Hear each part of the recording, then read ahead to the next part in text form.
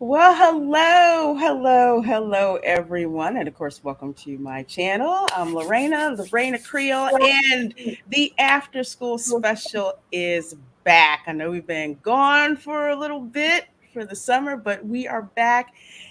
And how awesome is it that when we come back, we have Kamran Pasha with Yes. us to Yes. discuss the movie Prey. So we're so glad that he's here, and of course, so glad that a positive fandom is here, and Fat Steven Seagal is here. How are all of you doing? I bring the negativity. It's okay, don't worry. There's enough negativity out there in the Oh, world. I'm kidding. I can't be negative. I'm in great mood. The world sucks. I suck. Everything sucks. Just kidding. Oh, well, I'm glad. I'm so glad that you actually are all here. Mm-hmm. We're Good to excited see for you. this. I've been excited to talk about this movie for a few days now. I've talked a lot about it on my Patreon, Mhm. and a lot of people have gone to see it as a result of my Patreon that were reluctant to see it, and I'd be Yes. happy to share their reactions afterwards. So yeah. I Same with you. I love this film, so yes.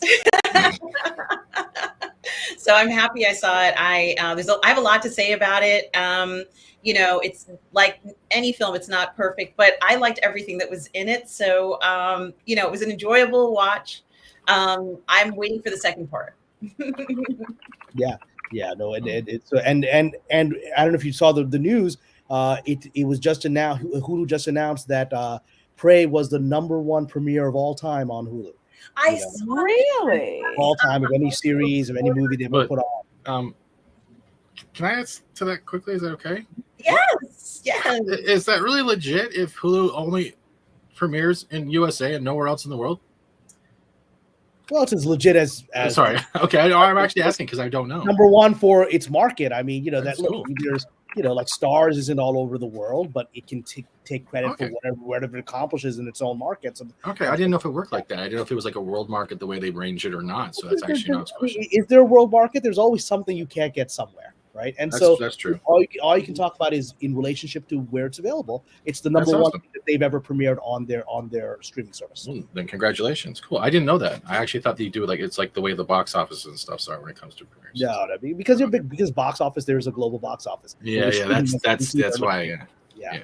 That's why I bring Kamra here, because he gives us that that I wasn't. perspective that we're not always privy to. I know for me personally, I was totally going to skip this movie, Mhm. but the reason that I did not skip it is I don't know. I guess I wanted to see exactly what they were going to do with this, and of course, I feel that I can't have a legitimate point Argument. to complain, yes, and a legitimate argument until I actually see the movie. And I No, that's have because to you have tell integrity you, right now. You have yeah, integrity. exactly, A lot of exactly. people are talking about this movie that I'm not going to go watch it. I'm like, well, then what's the basis of your opinion? Well, I heard from this guy and that guy. That's not a basis of any opinion. Did you hear from so and so's cousin who passed out at 31 Flavors last night? Is that, is Yeah. that how you get it? The, they're, know? they're called the telephone game critics. In other words, you heard from this telephone, from this telephone, from this telephone, but the message has already been warped, but you're still not going to see it. So. Exactly. You can say, well, I don't feel that I'm going to go see it. Okay, that's fine. But you can't really have a legit criticism or a license to complain unless you have actually seen it. If you've seen it, then okay. But I will say that I'm kind of disappointed with how they did the marketing for this with Oh, the sure. trailer in the beginning, because it's kind of like it makes me not want to see it. And especially when you talk about so-called quote unquote colonizers, who they were not. They were actually French trappers, some that I actually descend from, actually that had very good relations with the natives, because they did a lot of trading. They were trading with the natives when the British couldn't do it. So, that's the little bit that they And left out. well, they had the good French trapper. I mean, they needed the villainous one because they just needed a human villain, right? But they had the good French trapper who can speak the Comanche language and all of that, and so it was more balanced than you would expect coming out of Hollywood. Exactly. So for me, it was just like, okay, well, you could have switched this around. And why did the marketing say this and not, But we'll get The in. marketing, because We'll that's get, the whole cultural problem right now with marketing. yeah. which is unfortunately feeding into the negativity that we're seeing on social media. It is. It's like a And loop. it is. They're And both each other. And it doesn't exactly. reflect the underlying content of these things. This is a perfect example. Exactly. And a lack of understanding the history in a way of the time. But we're gonna get into that very, very quickly. First, 15 you guys in here so far. Thank you so very, very, very much. As the ticker says below the bottom, we are doing no spoiler talk about Prey for the first 30 minutes, and we will give you plenty of warning when we are going to talk spoilers. So no worries about not being spoiled. We got E. Clay Thomason in the chat, one of my subscribers. So hello there. Hello, good to see you. I see wave, and is that a sunshine emoji or a it looks like eclipse sun. emoji? I don't know. It's a black sun. It's black. Does it mean something different? I look at that and I think it's like an eclipse. That's what it kind of looks like to me. Well, hey. I'm glad you are here. Cavertano Cavalryman Che is here. Says Steel Series advertise. The ads. Yeah, it's interesting which ads people get. Cavertano likes to tell me which ones he gets. Yeah, it is. It's pretty funny. Where the algorithm is sending people to you. It's interesting. Yeah. Mm-hmm. Yeah, YouTube. Work that algorithm my way. We got Hominis Nocturus says, good evening, ladies and gentlemen. Well, hello. Good to see you. Good to see you. And Monkey Jeebus is here. Says, hey, guys. Monkey Jeebus. That lovely puppy right there. Looks like he got into some of the kids' paints that he shouldn't have, right? Oh, goodness. See, we have KRNet82 who says, hello, everyone. Well, hello to you. Hello to you. And Paulie of Latino Slant who says, hermanos. Hello. Good to see you. I'm hoping to be on Paulie's channel. I think it's next week. We're going to be talking about some Namor in Wakanda Forever and get a little bit into how my native history actually is aligned with what they've got lined up for Namor. So we're supposed to talk about that sometime in the future. Going to be really, really interesting. And I'm on with Paulie. We're scheduled for tomorrow, I believe, at 5 p.m. Pacific, which is 8 p.m. Eastern time. We're going to be on with his lovely, other half, Romy, to talk about the challenges actors face right now in the current environment. And she's a wonderful. Oh, okay. Hollywood insider. Yes. Yeah, the situation acting is a difficult profession. It's been even more difficult with the world we're currently in, Right. and so it'll be an interesting conversation. Right. I will have to. I'm going to have to set a reminder on my phone because YouTube is lousy about sending reminders out. It doesn't work anymore. I will be on my chair tonight and tomorrow. So if anyone's wondering, I will be on my chair. You'll be on your chair. Aww. I wanted to feel included. I'm sorry. That's okay. That's okay. I was going to ask you what kind of chair. It's one that's breaking and slowly dying, as you can hear. Is it screaming? That's okay. Sakura 315 says, howdy, Lorena. Justice, Seagal, Kamran, and Chad. Well, hello, Sakura. Always good seeing you in here. Amazing supporter.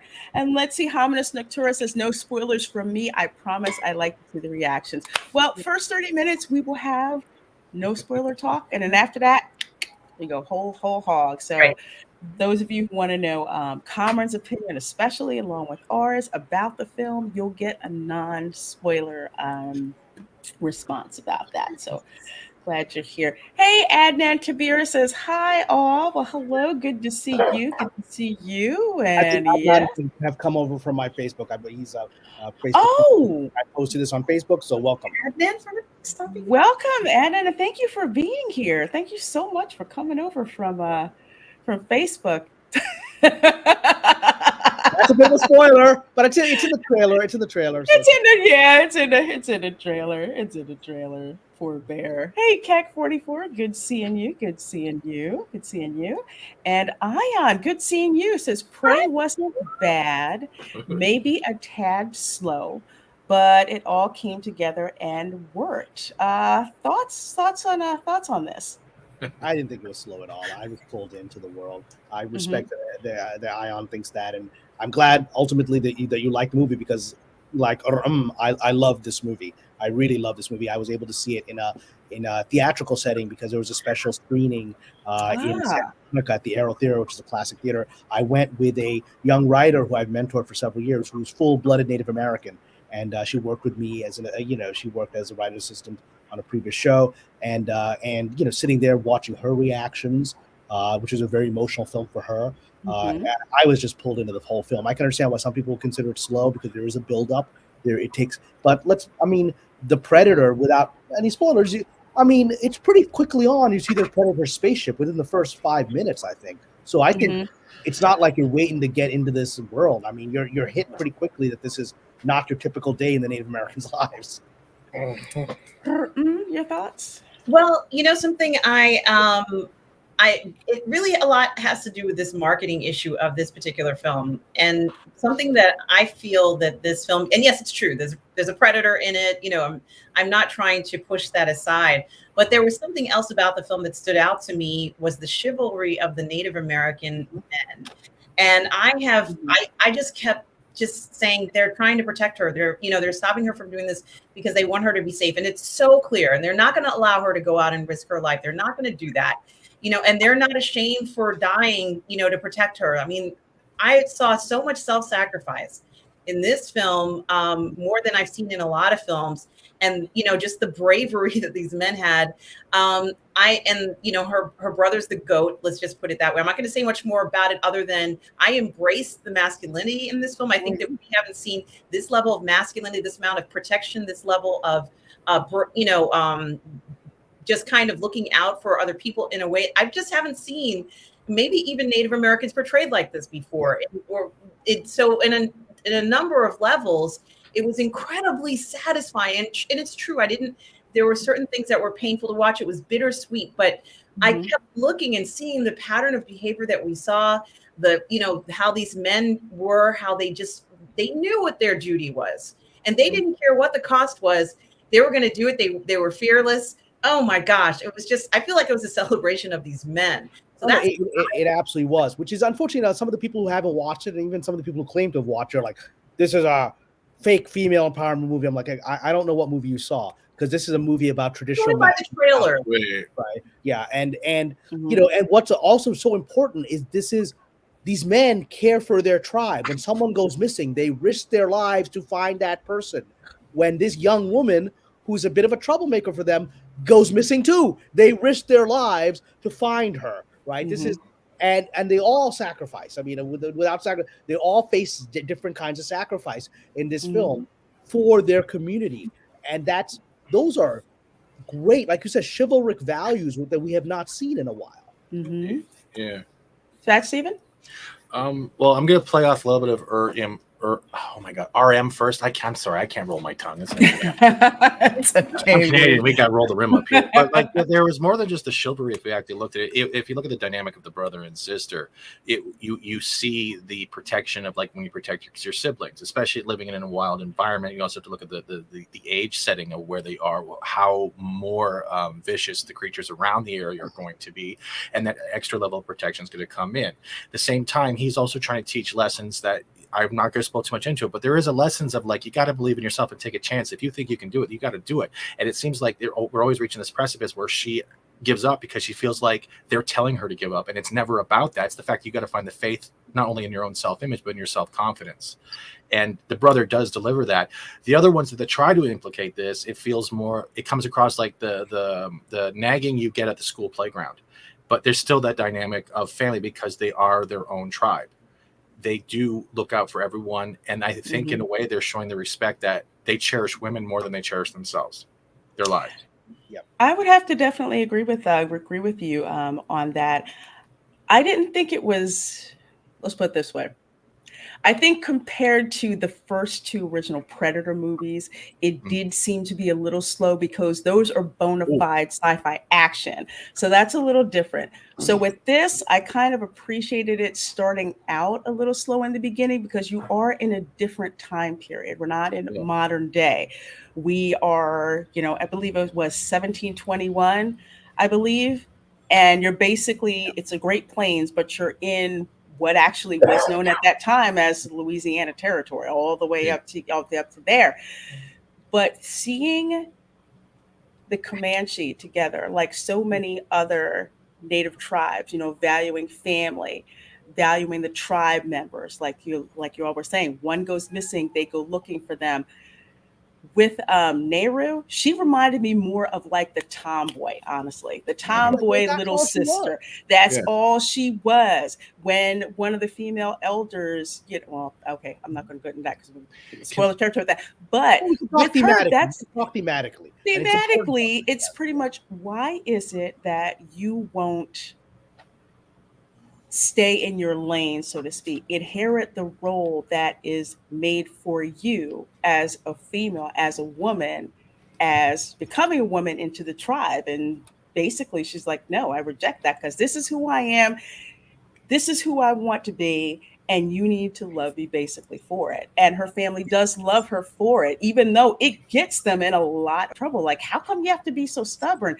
But it's those family ties that were so refreshing, and so important to that, Lorena, is they never say to her, you can't do this because you're a girl. They do say to her, you can't do this because you are inexperienced. Yes. Which she is. You are not yet trained, which she is. So again, when people say it's a Mary Sue, I'm like, this is the opposite of Mary Sue. This woman isn't ready for it. This young woman's not ready for it. And she suffers a great deal because of this. And she has to learn from many, many mistakes. And her brother, let's no spoilers, but let's just say there's a lot of people intervening to rescue her through this movie until she learns how to stand on her own feet. That's a character arc. That's a good character. Can I add something to that as well? If that's okay. Yeah, go right ahead. Then I got there was also because people were saying like this is woke or overtly women empowerment. I didn't get those feelings at all. It was pretty much the thing that bothered me. I don't think it was slow. For me, I found a lack of tension when we're seeing back and forth between their tribe and the predator. And yes, I understand because it's a timepiece. It's in a certain era, but they didn't put enough drastic threat in the delivery, in my opinion, on the predator itself. It felt like I was watching like what we've seen before in any predator. I felt like they didn't give it its own character. In a way, I felt like they put more character in the tribe, but they forgot that the threat of the movie is like it was like walking around like an invisible billboard at times. And I'm like, oh my god, I'm like not intimidated by you. When I first saw the Predator and he first took off his mask in the first film, remember Arnold?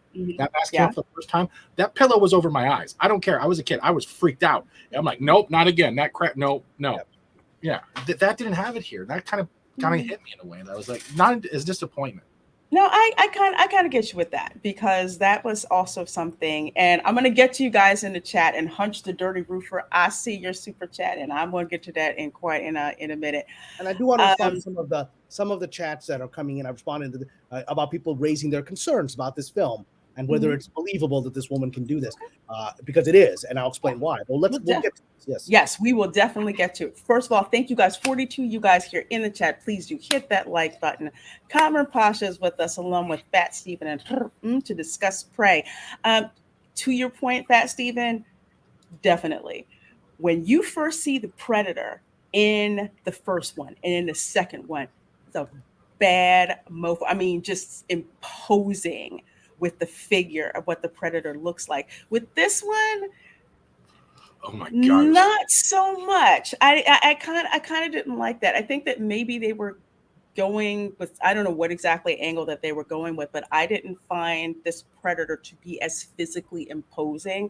And maybe that's the reason why they made that change. But I did notice that it wasn't as physically imposing. When you see the Predator in like 1 and 2, it's like, oh my God, what can take this down? With this one, it's more like, yeah, a couple of us can take that one, can take that one down. But that was my impression. It's like a minor nit, but yeah, just to me, the Predator is so iconic. Like the Alien, when you first see the Alien, how just that movie scared me. Wait. I also have another concern. I'm very upset about that when the predator was bleeding, that it did not turn to acid and eat through the earth. Oh wait, sorry, I'm quoting Gail Simone. My bad. Yes, you are.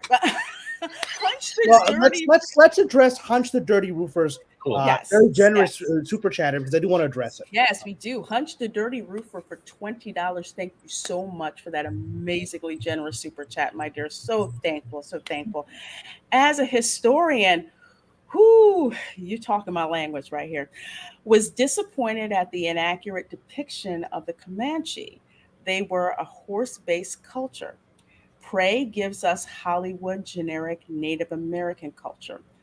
Also, this was shot in the wrong geography for this setting. And before I actually throw this over to Kamran, um, it in a way it seemed a little generic in a way. I wanted to see something more specific to the Comanche.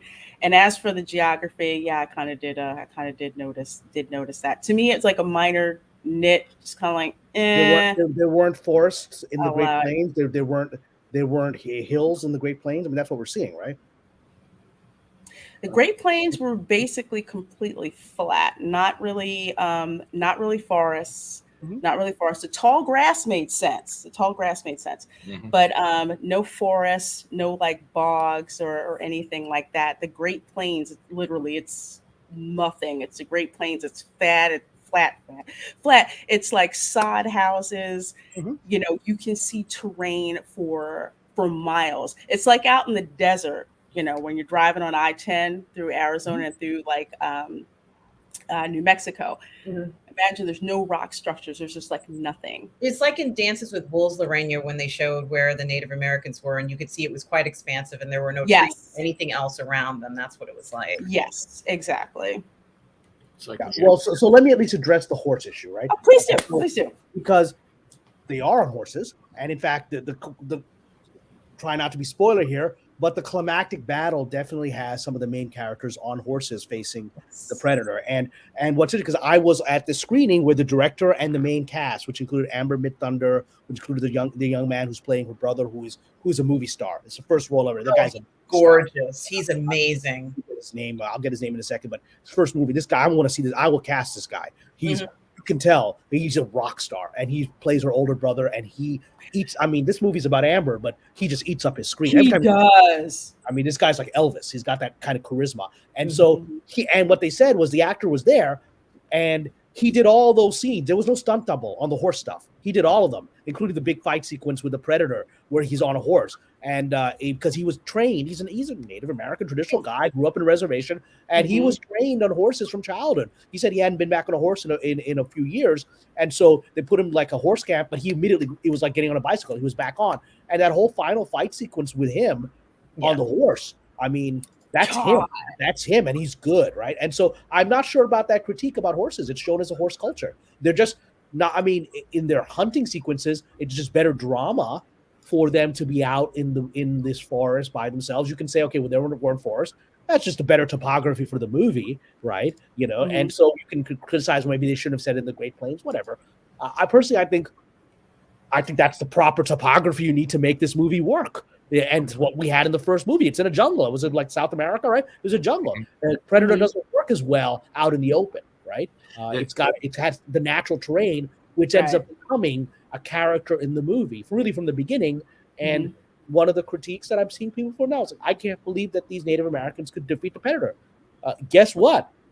Let's just say a lot of them don't defeat the Predator, right? And it ends up being really bad for them. However, it is their understanding of terrain, which is their only advantage over this thing. Yeah. It's their only advantage. It's guerrilla warfare. That's Exactly. That's what happened. Fight the Americans. They had better technology. Well, they understood the ground, right? That's Afghanistan. These guys got nothing. But Exactly. Because they understand the terrain. And that's realistic.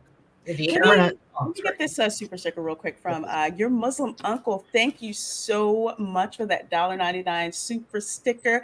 It's got the behind the scenes clapboard. I hope you and Sufi Mom are doing well and blessed. And it's always good to see you, my dear. And first of all, there's 43 of you folks here in the chat. So thank you for being here. I'm going to quickly go through go through some of these that I see. Go ahead, Pat Steve, and make your point. When I bring people in here. Cameron is making a good point at the same time, and I think all of us have been surrounded and kind of spoiled when it came to Predator and Predator versus Alien, however you want to look at those franchises grouped together or not.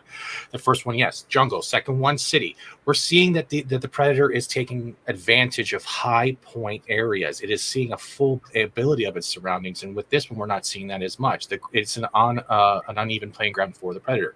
We don't see the normal scenes we usually see when it comes to hiding in the trees and coming down and swooping out and coming from the bushes, because that's not in this. It's in a different, like I said, geographical setting. So our expectations might also be affecting why we wouldn't believe that these natives could take out an alien being or not. But I think that's why it's different in a way, and why people are maybe appreciating it to a certain aspect, is trying to say that even though this Predator is of advanced technology, it is also limited, and technology can't do what it's usually been doing and what we've been experiencing. So it's kind of not rewriting its lore; it's giving it a more basic presentation. Am I saying that right? Sure. No, I mean, yeah.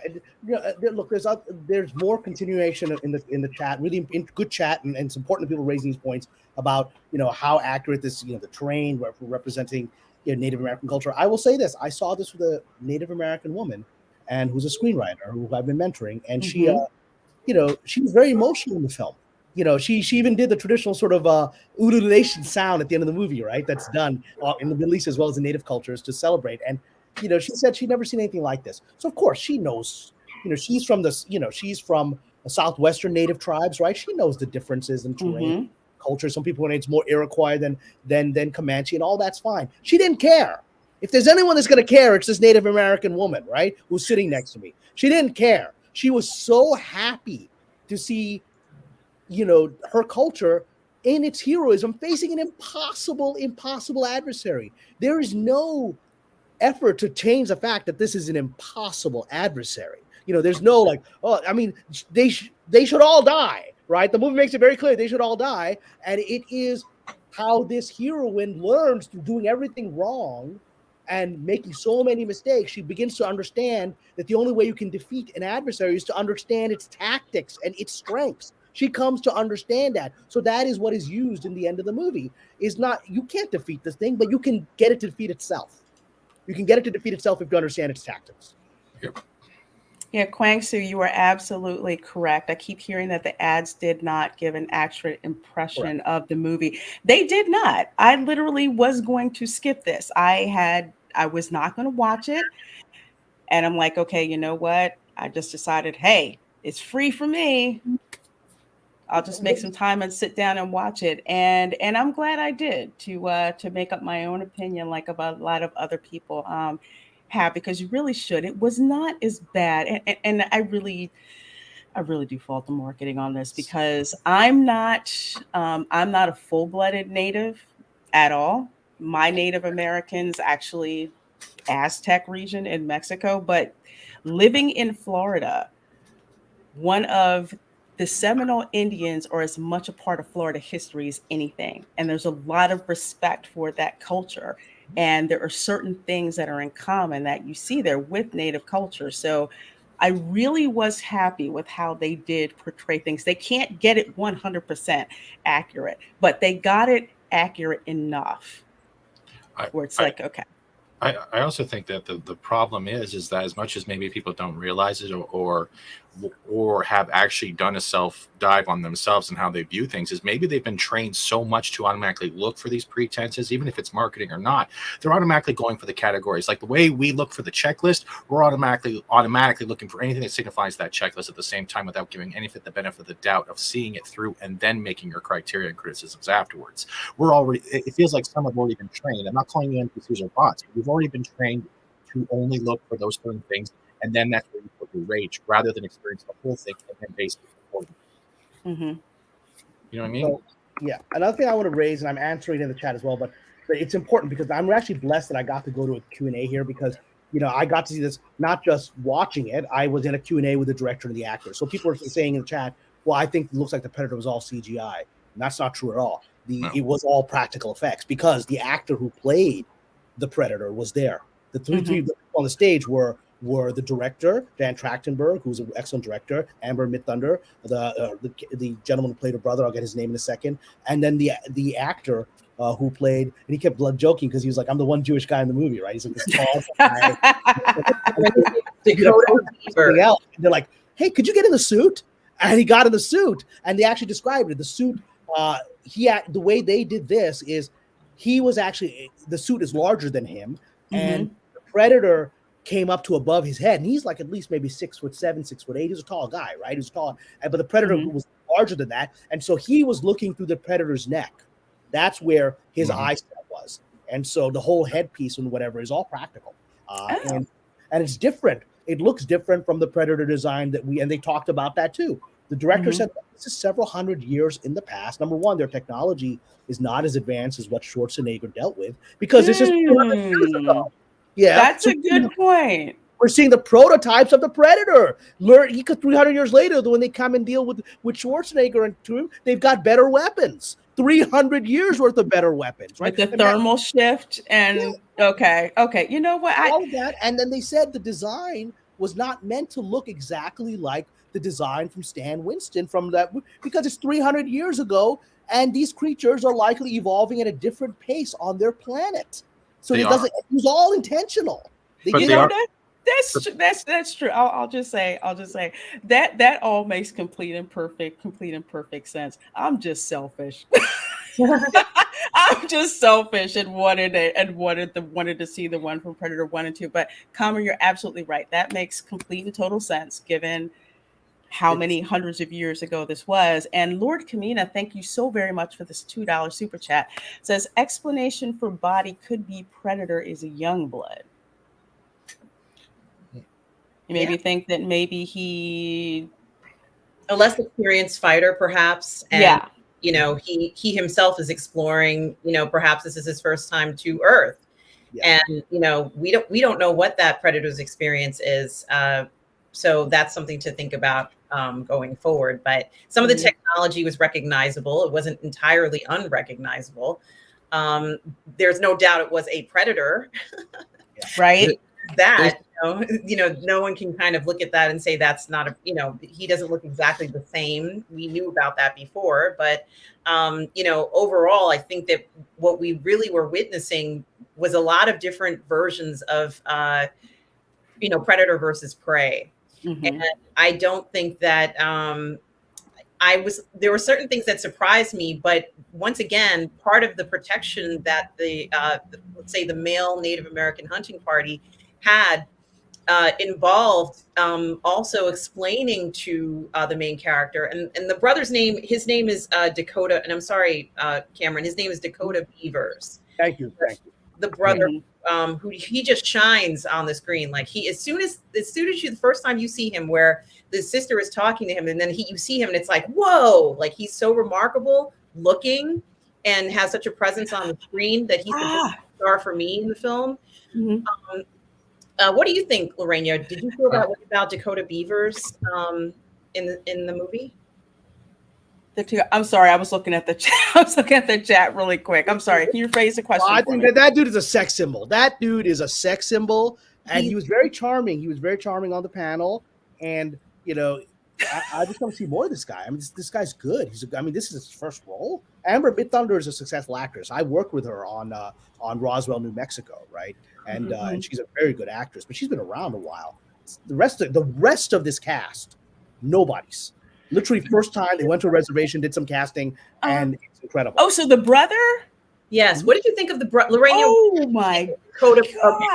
I thought he had been acting for I don't know how long, because he just fit the role perfectly.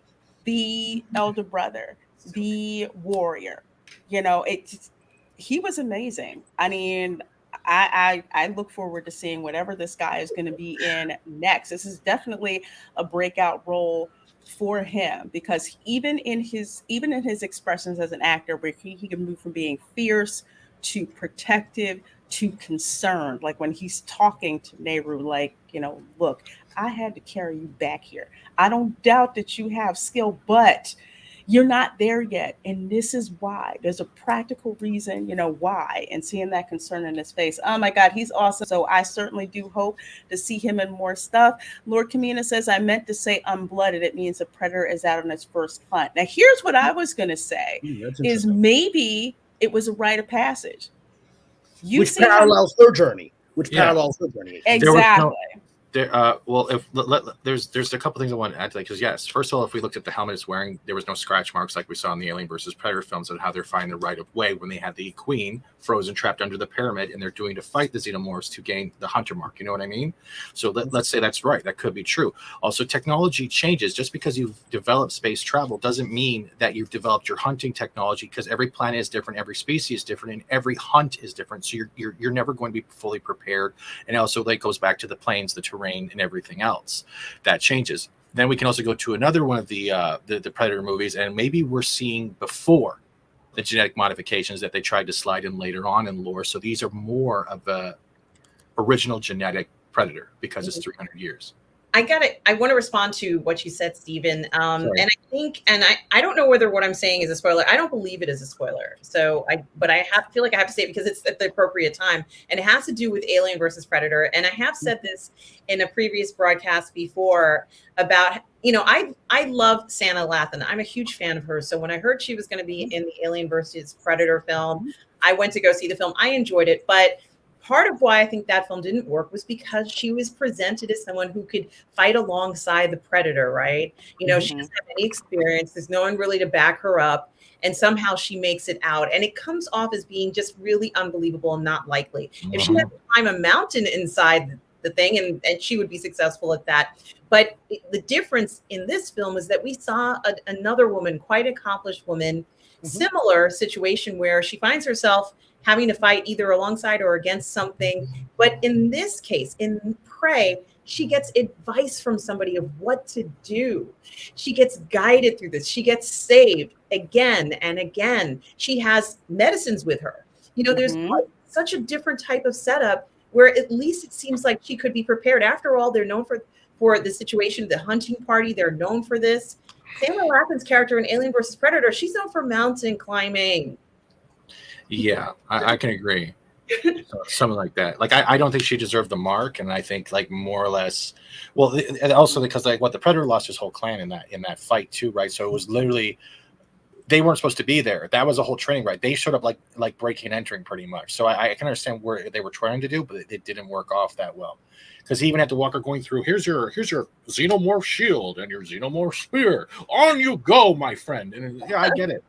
But there's an interesting comment that Kwang Su just posted, which refers to something they said in the Q&A.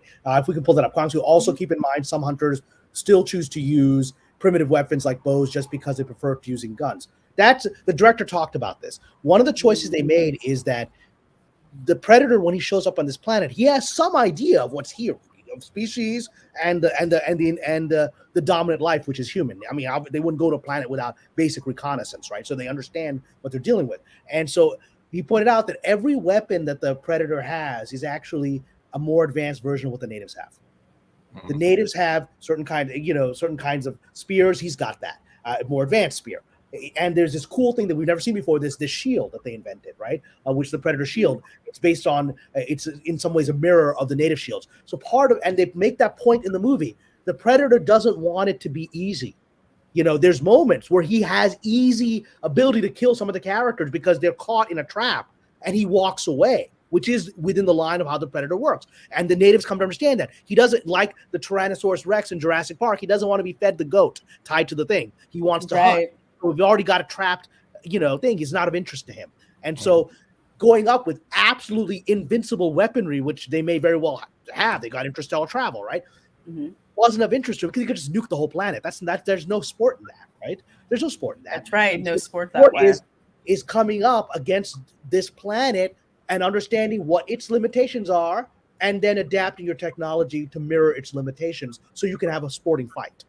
And I also wanted to just say that I felt that the music that they chose to use in this particular case, the compositions that they use in this movie seemed appropriate. It sounded Native American. I don't even know who composed any of this music, but it sounded like what you might hear. And I thought that added to a lot of the feel of the film. You know, you're supposed to feel like you're in this, 1700s plains, environment amongst them. So it did feel that way to me. I don't know how you all felt about that part of it. Say that again. We're all now this cat very active. By the way, we have almost 60 people, which is great. Oh my gosh! Thank you guys so much. We're gonna get into spoiler talk in about 5 minutes, but forgive me. I'm just engaging. I've done this now twice to you because we thinking you keep engaging us, and we're like thinking you're engaging the audience. So please keep the question, and we'll engage you, please. Did you guys like the soundtrack? I thought it sounded quite authentic of what you might hear at the time. I wasn't expecting a soundtrack like that. What did you guys think of that in the film?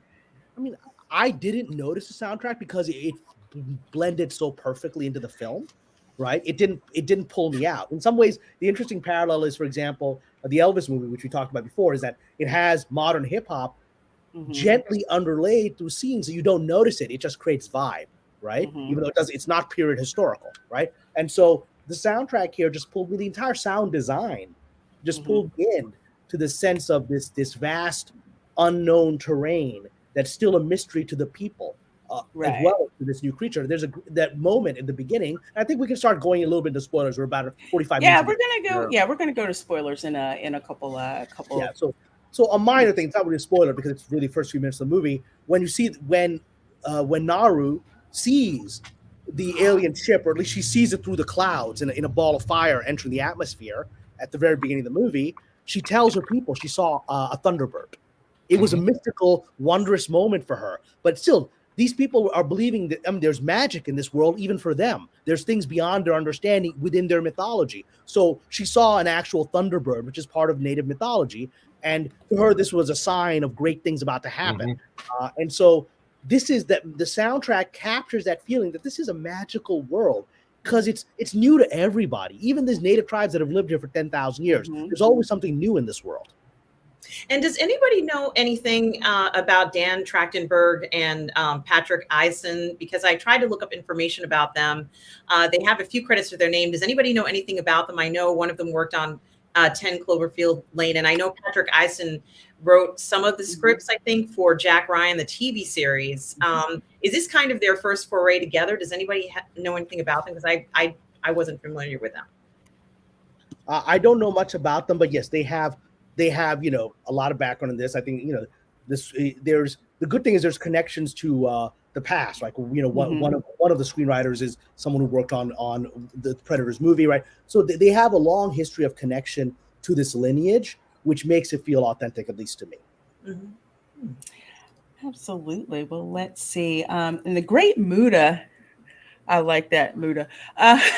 Sounded like Last and Mohican's score was mid. Yes. Did you notice that the whole cinematography looked a lot like The Last of the Mohicans? And I freaking love that movie.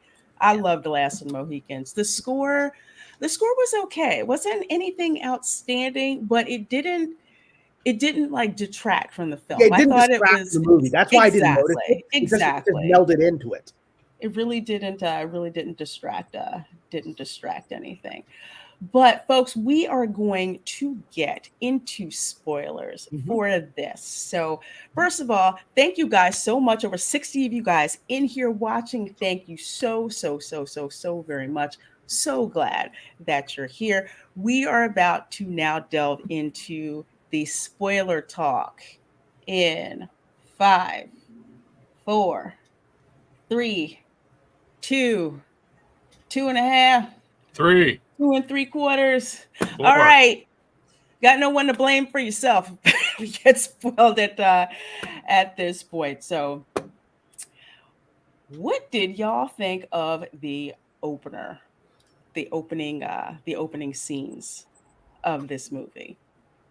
Well, I pretty much agree with what most of you guys have said about the brother. I feel that although it opens with the sister, he kind of stole the show, especially when, she turns to talk to him and there he is talking to her and giving her advice. But he's really, in my opinion, the breakout star in the film. And he doesn't have as much screen time as she has.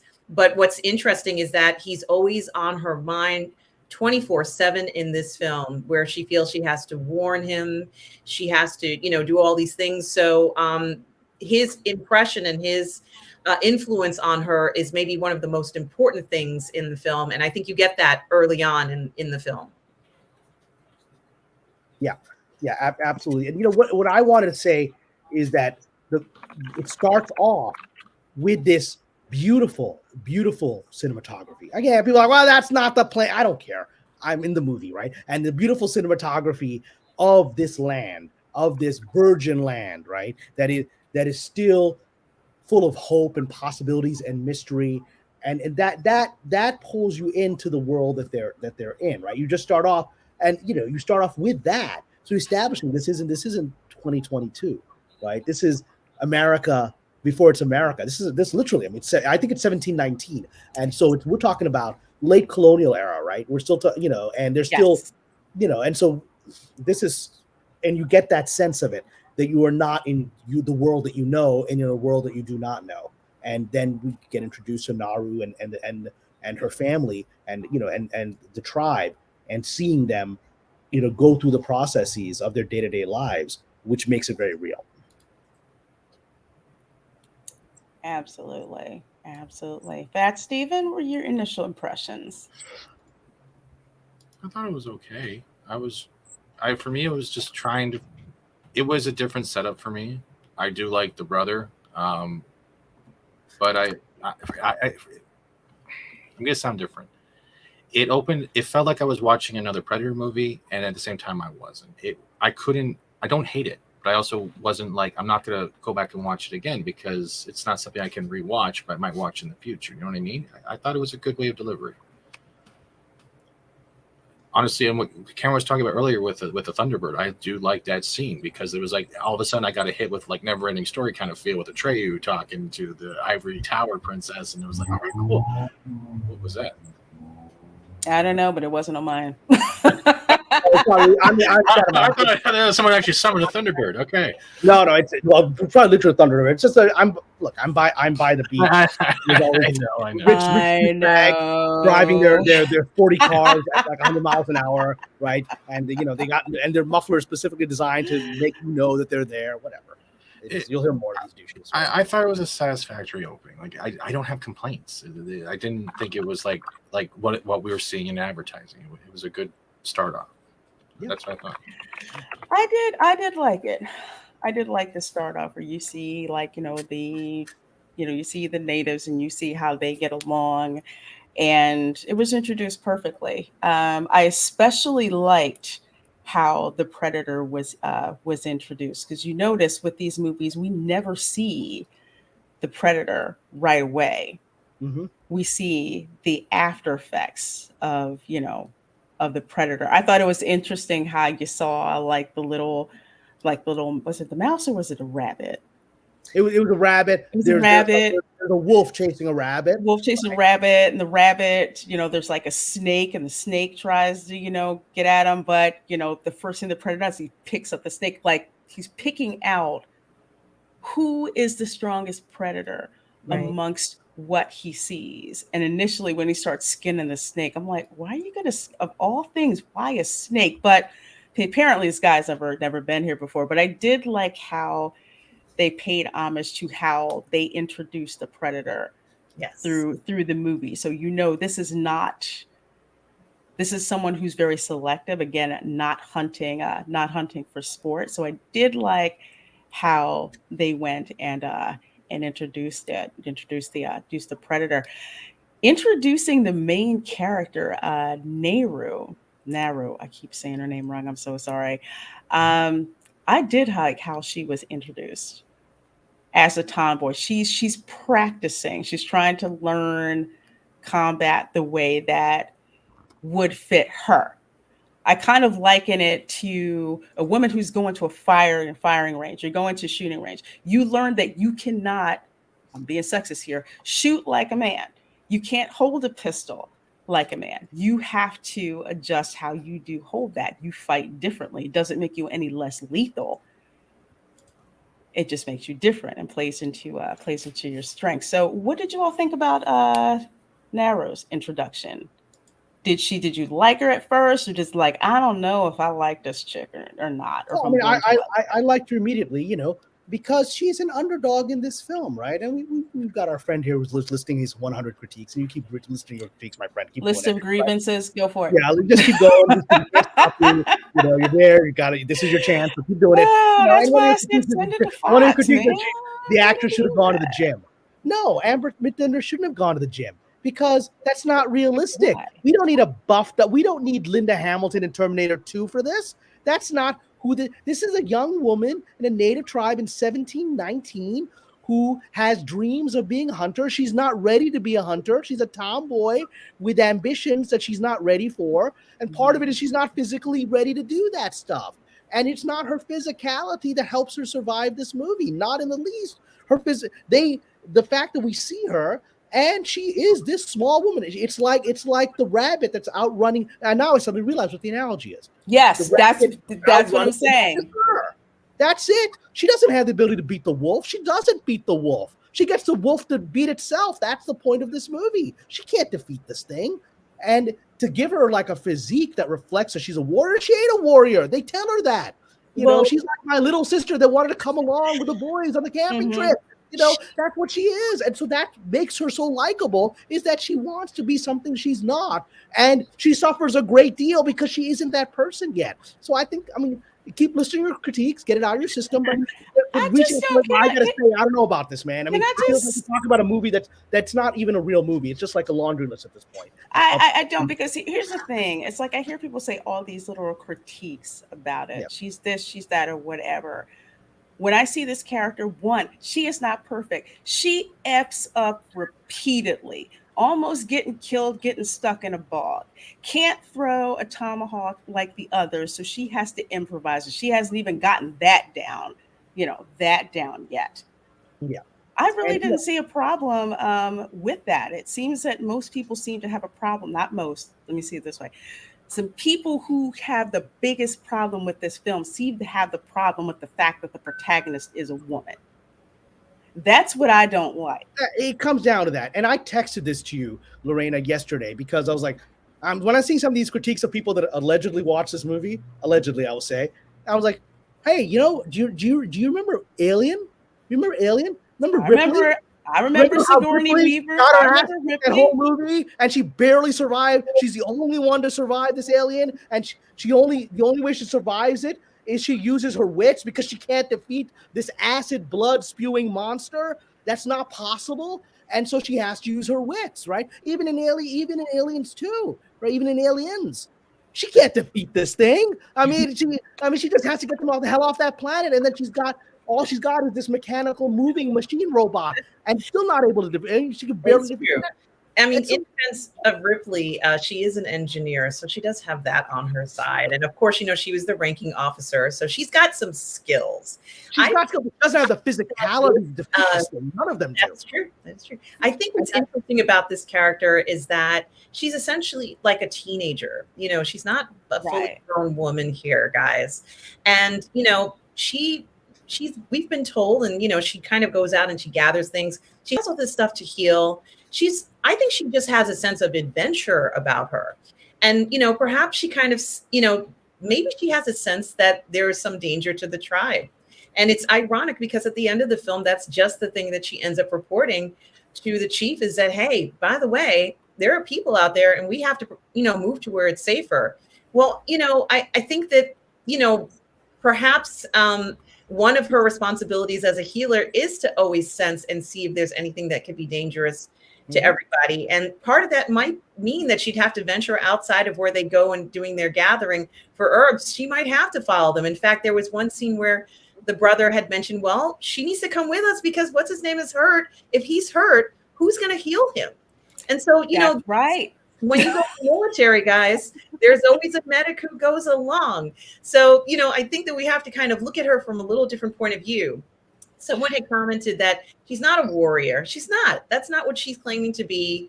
She's someone who's looking at her surroundings. She's very close to her brother, since he's the goat hunter, of course she's going to have some interest in hunting, and she also wants to protect him.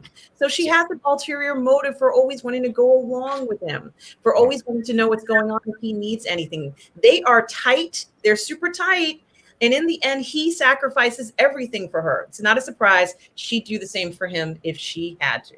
See, there's also something else here, and I'm going to come out from a different aspect. When you guys were talking about how people are criticizing it, but they're not really criticizing it. It's like they haven't seen it, but they're claiming they've seen it. What it sounds like, the way Cameron was describing it, as well as you guys were describing, is that people are describing what they saw from Thor: Love and Thunder, and they're applying it to this already. Like they're not actually separating the films anymore. Because everyone was on Natalie Portman about muscles all the time and all like that, right? Yeah, even I made jokes about it. But if you're always going to be saying that, then you're automatically putting that category on another film, and you're not looking at the whole film of why it's going to be different.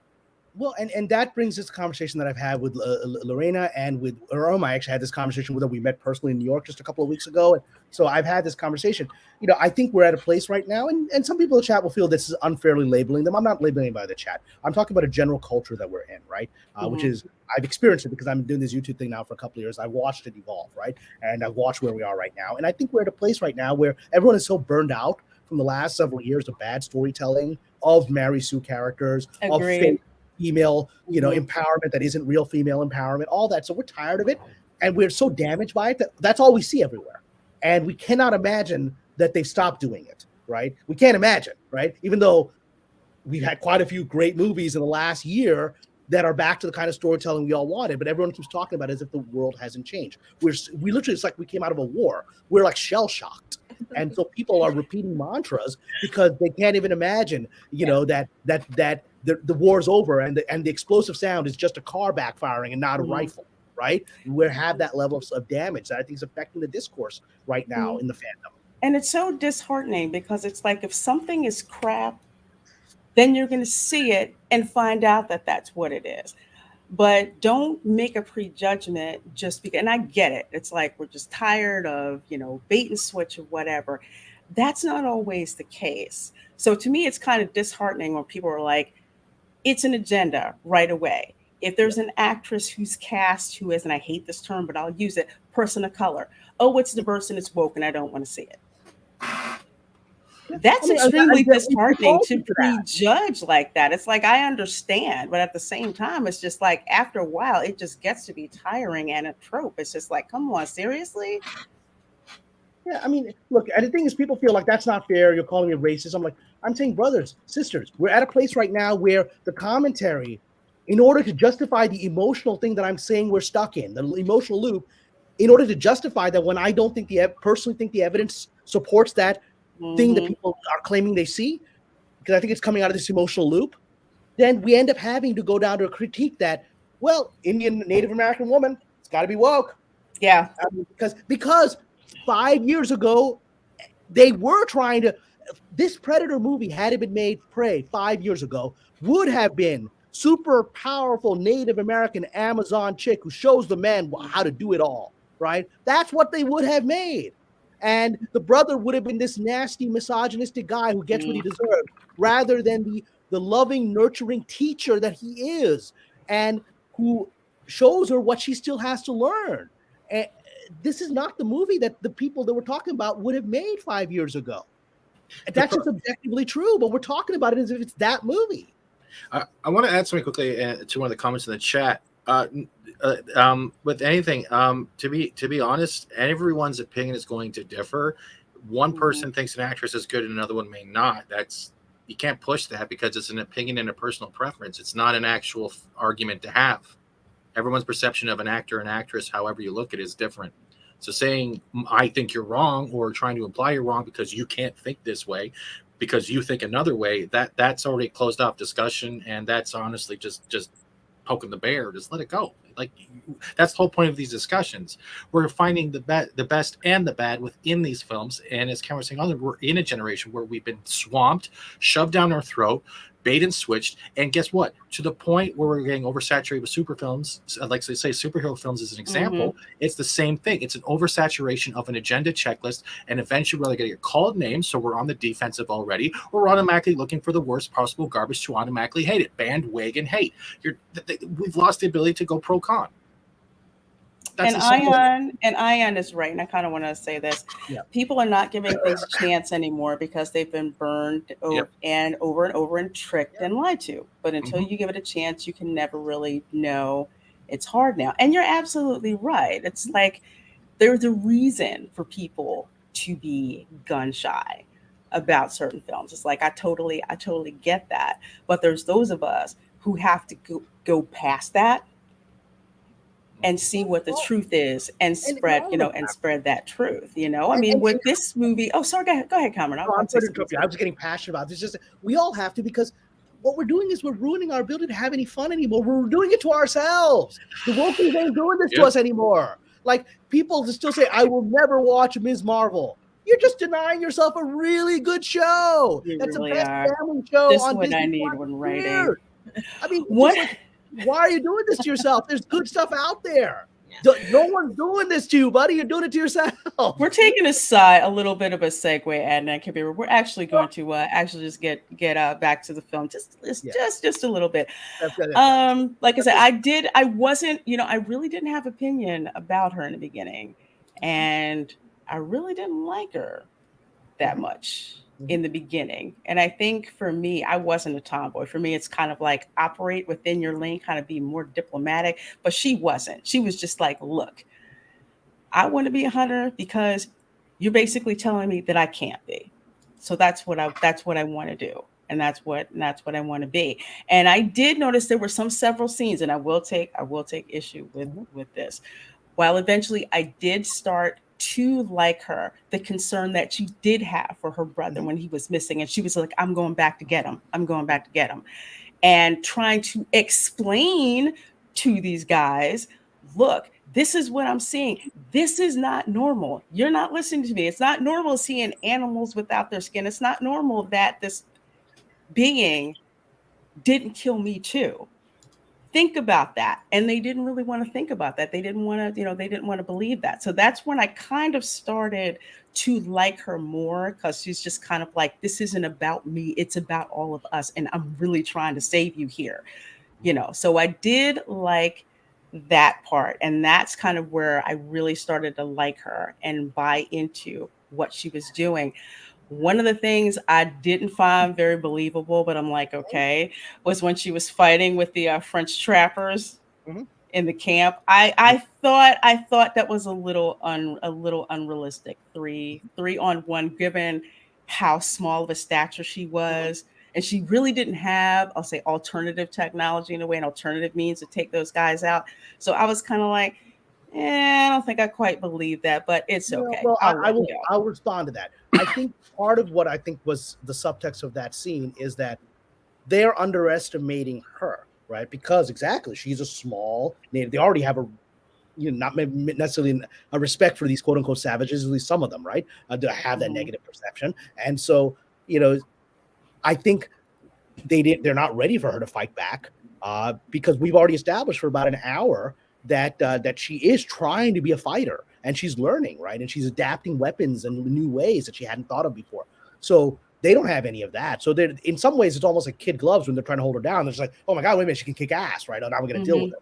I saw that as just, you're just pulling your punches because you don't think this woman is going to fight. And then she fights. So like, oh shit, I got to deal with it now.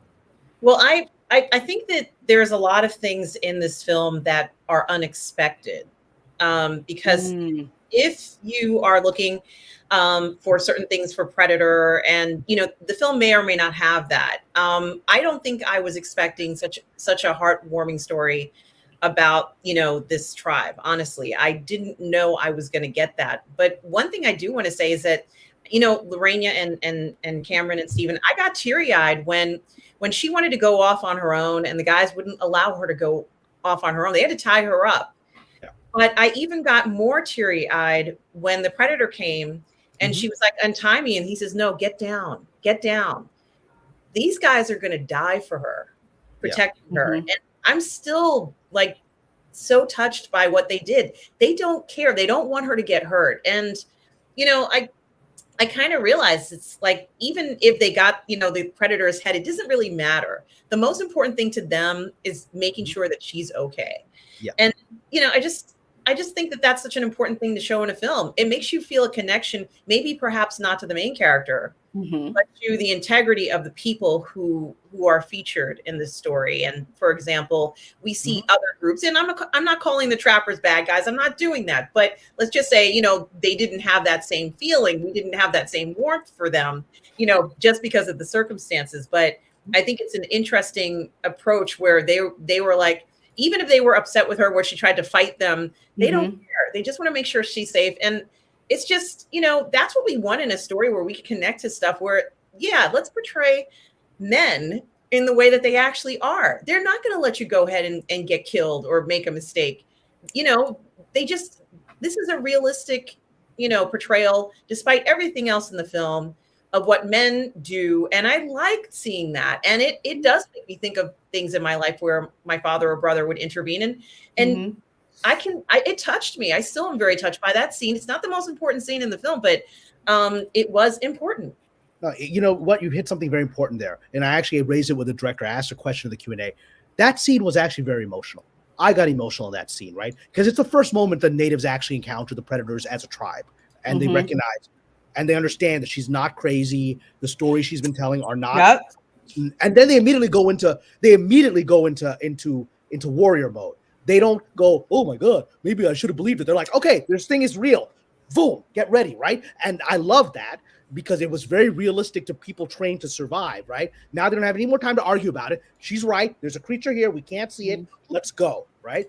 But that scene, and now we're talking spoilers, they all die. It's really painful to watch them die, and they keep going for this predator to protect her. It's heartbreaking. They just kept going, to save her life, and they kept dying. And you are so right. I mean, interrupt you. You are so right. That I agree with all of you. That scene was seriously emotional because they went from, it's not, it's just a possum, whatever. It's just a possum, and she's just like, what do you think led us here? And she's like, I can help. They're like, no, you stay here. And they go immediately into warrior mode. They fight like warriors. They go out, for lack of a better term, they go out swinging. They didn't cower. They knew, I think they fought even more fiercely because of her, because she was there. And that was someone that they had to protect. And I like that because they weren't shown as, even though you knew they were going to die. You knew they were going to die. They fought as if they had no plans whatsoever to die. And you're right. That was an extremely emotional scene. And I really did like that.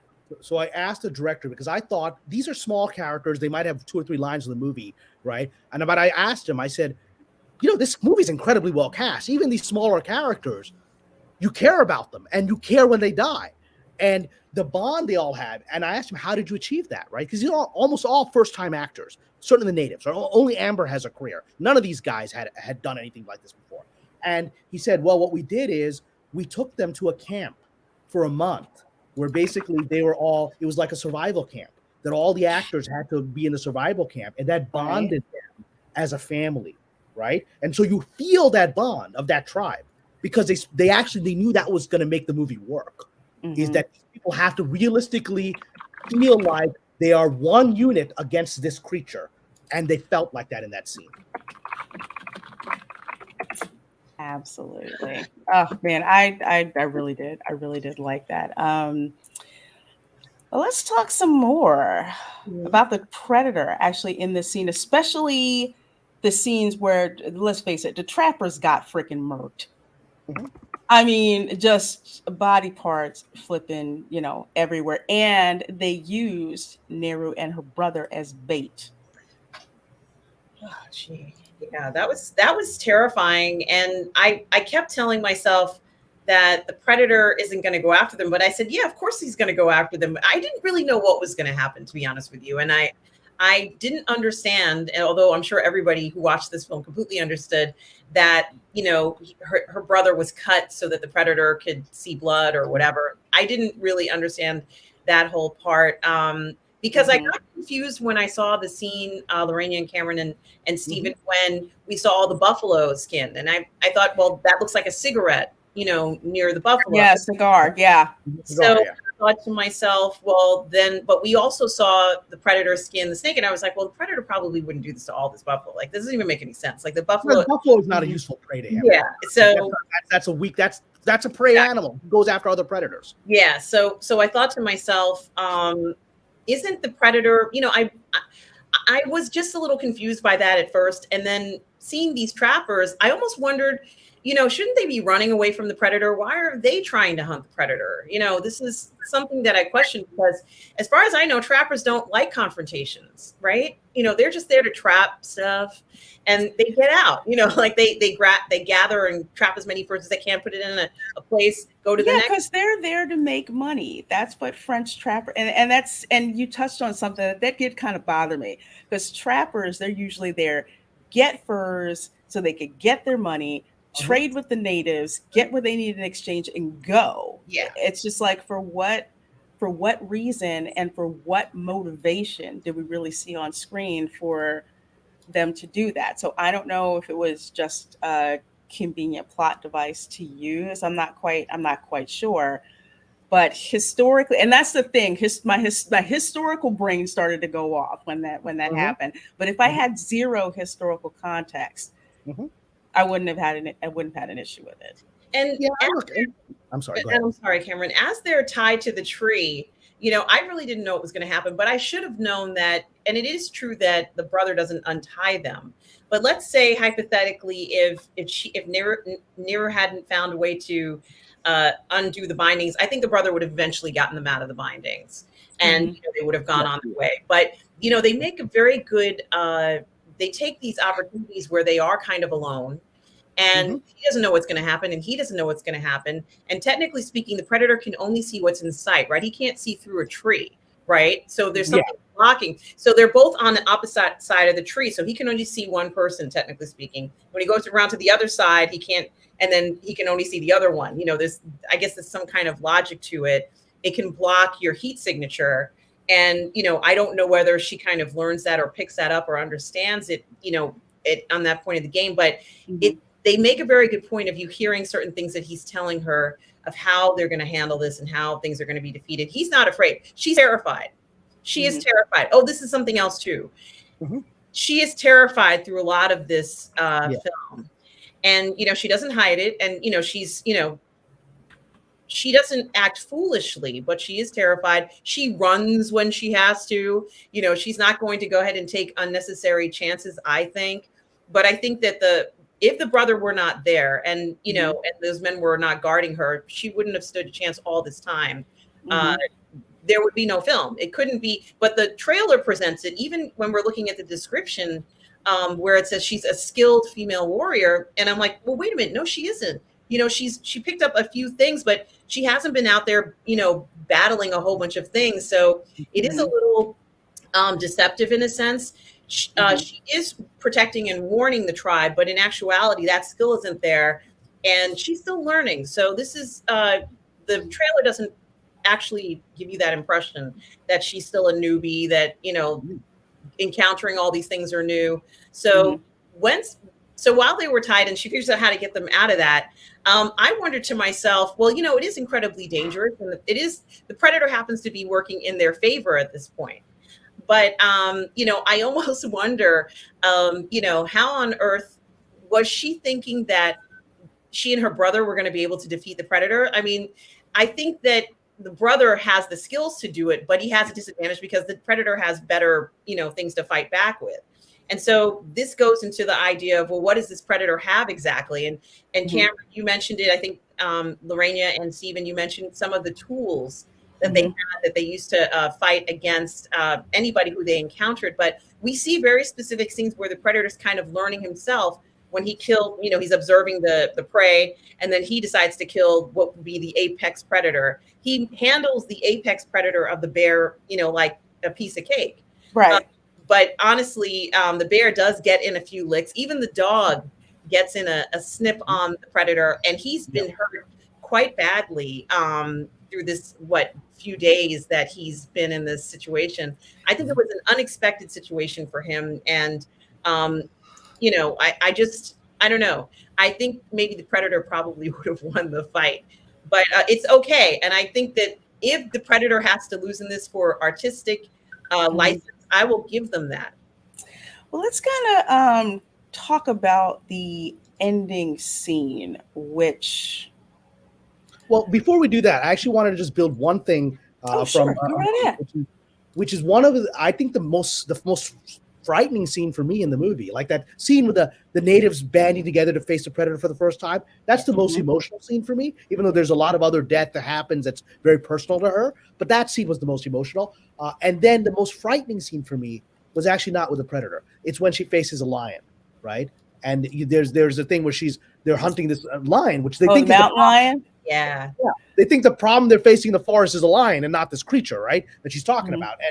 And then she actually confronts the lion. That's a really, really scary scene. And, you know, the lion kicks her ass, right? And barely survives that scene. I mean, I'm sure that was CGI, but it was terrifying and also made me, and, you know, it showed her humiliation for all of her big talk. She can't kill this lion. Her brother has to do it. And she's really badly injured from it, right? And again, to me, that's good writing. Yeah, but exactly, and how they did it when you see, you know, the mountain lion, because I kept saying lion. I'm like, lion? They're not in Africa. What do you? That's what I okay. Yeah, I was like, okay, mountain lion, but the mountain lion up in the tree, and it's going towards her, and you hear the tree branch crackling. Yeah. That was some serious. That was a really tense scene. I like how they did that, but yeah, and her mother. I'm assuming it's her mother. Yeah, it's her mother. Said, you know, you had to be carried back here, you know, so you didn't succeed. Yeah. So you wanted to go to the ending. Yeah. So I wanted to go to the ending because I didn't. How would I say it? The ending was okay. I just thought it was a little too convenient.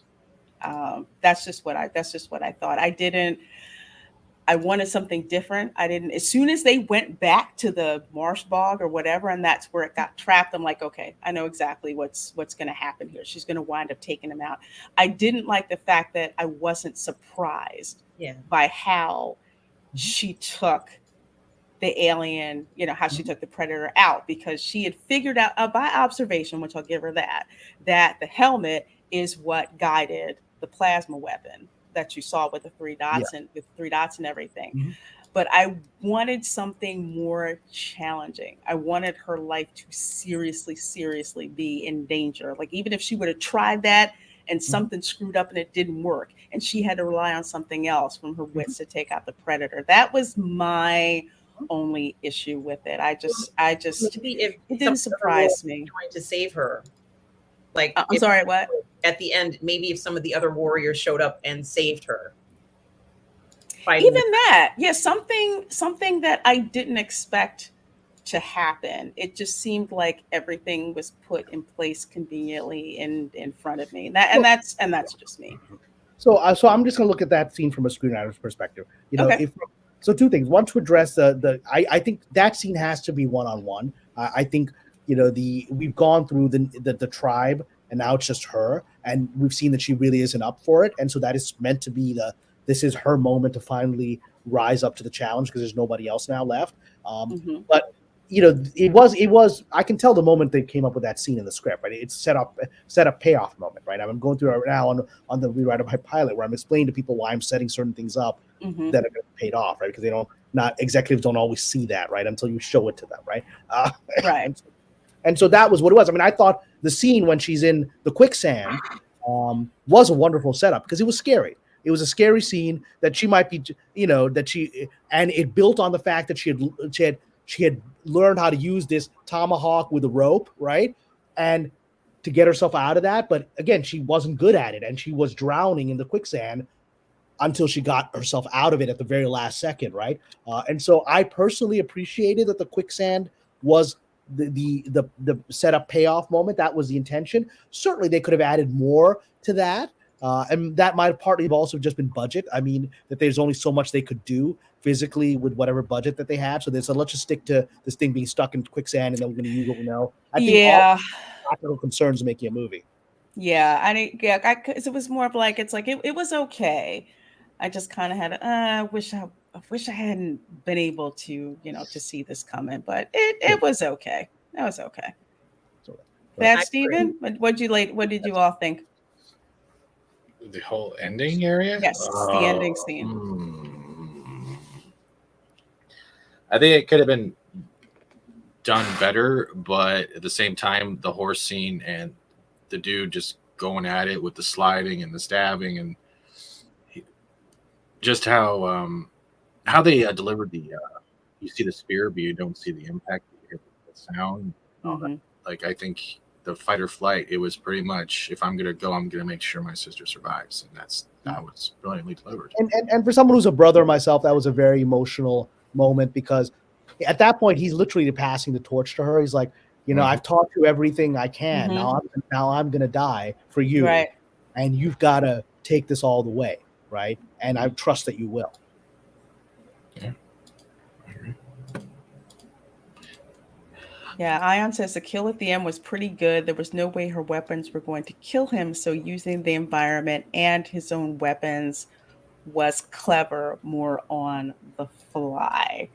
Yeah, I agree. It was clever. I just for me, just like personally, I like to be like, holy crap, I did not see that, coming. Like when the hero has a trap all set and pulls the trap, and guess what? Trap doesn't work. I like those kind of moments. Sure. And had I been one of the writers, there was like 4 writers in the movie. Had I been one of the writers, I would have certainly said, hey, let's add one more element. But like, they're probably exhausted after 2 years trying to get this movie. Yeah, they're probably like, we need to wrap this up. Bean Counter says we need to. We got to go. That's it. We got our production day. Yeah, it's gonna work, right? And it largely does work. And I love and that's the thing that often people don't understand. In my comments and my arguments, and some people, I hope people don't feel I've disrespected them. I have passionately stood my position, and when you disagree with me and I disagree with you, I'm openly going to disagree, right? And I've done that. But people don't understand there's a lot of just practical budgetary stuff that makes it impossible for us to do the things we as filmmakers want to do. So I say, hold on, I've got someone at the door, so I'm going to step away for 1 second. Go ahead. So what we're actually going to do, first of all, there are over 70 of you folks in here watching with us, and thank you so very much. So appreciate the love, appreciate the comments, appreciate the discussion going on in the chat. For those of you who think this movie is the best thing since sliced bread, for some of you folks who think that this movie is the worst thing since The Last Jedi, and for those who are kind of like, it wasn't half bad, So I love the discussion that's going on in the chat. I don't tell people what to watch, so I'm really glad that chat and everything is going on. So to wrap things up, to give this a rating, I guess I usually say from 1 to 10. What is your rating and why? And what is your recommendation about seeing it? We'll start with Kamran since he's here first. Yeah, I mean, look, I would give it an 8 personally, because there are this minor flaw and that flaw and whatever. But for me, it heavily weighs towards a really good film. It's a film that I cheered at in the theater. I really enjoyed it. That's all I'm looking for. Afterwards, I can deconstruct it and say, maybe this and maybe that. But I've reached a stage in my journey, and I've been very open about this in my conversations on YouTube, that after several years of deconstructing badly made projects, right, I just want to enjoy myself. I mean, especially because I work in this industry all the time, and I was entertained in this film, and I was very entertained, and I was emotionally moved. And I've worked, some people say they didn't like Amber Midthunder's acting. I thought she's very good. I worked with her on Roswell, New Mexico, and so she was one of the stars of our show. And she's a very, very talented actress, and I'm very glad to see her continue to rise up. And it just made me happy to see somebody that I've had at least cross paths with do this well. And to see the movie, just my friend, I watch it with a Native American woman, and to see the very sincere excitement and joy on her face, right? To see characters like this facing off again. She's a big science fiction fan, big Predator fan. It made her happy. And I felt the excitement in the room of the people that were indigenous in this large theater that I saw. and that was meaningful to me. And so, yeah, I would give it at least an 8, and I would recommend everyone watch this. It's a lot of fun, and allow yourself to have fun with it. Very good. Very good. Appreciate that. Your rating, my dear. And should people go and see this? Yeah, I think they should. I think this would have been one of those summer films that could have ended the summer on the right tone. It was a bittersweet ending, wasn't it? You have a character who is the main character, but in her heart, her brother is there. She wants to be just like this guy. And she also wants to protect those around her. She's a sweetheart, but she is still a kid. And she finds herself in this unusual situation, not just, the predator, but also these newcomers who are coming onto where they live. So there is that. But honestly, there are a lot of wonderful moments in this film that are just enjoyable. And if you like fighting, there's a lot of nice action scenes in this. It's true that the Predator final ending, like we all talked about, could have been done a little bit better. But honestly, it's a fun film. I think it's enjoyable to watch. Like Mixed Blood says, I think the theatrical release, and Cameron, you're so lucky to have seen this in a theater, to see the beautiful cinematography, and just seeing the depiction of life at that time. And as I've said before, we've never seen, or don't often get a chance to see Native American, especially Native American men depicted this way. And the breakout star, as far as I'm concerned, Dakota Beavers, we're going to be seeing a lot of this gentleman.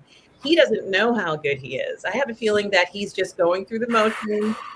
But I have to tell you, my eyes popped out of my head when I saw him, and I knew this was going to be a good film, because anybody who's following this guy is doing the right thing.